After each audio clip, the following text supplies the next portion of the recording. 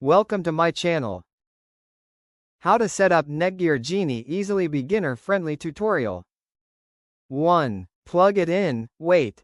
Power cord in, Ethernet from your modem into the router's WAN, internet port.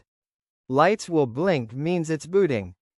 Connect to the router. You can either use Wi-Fi, look at the sticker on the back for the SSID, password, or just go old school with an Ethernet cable straight into your laptop.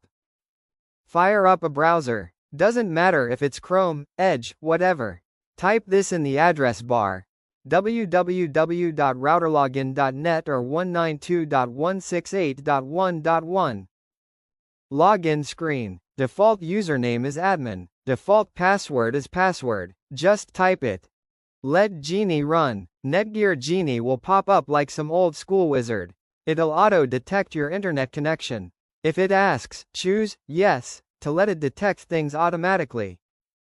Set up your Wi-Fi. Change the SSID, the network name, to something you'll actually recognize. And for the love of security, make a strong Wi-Fi password. Don't leave it as the default. Change the admin password. Do this now. Don't skip it. Leaving it as admin password is asking to get hacked. Pick something you'll remember but isn't stupidly easy.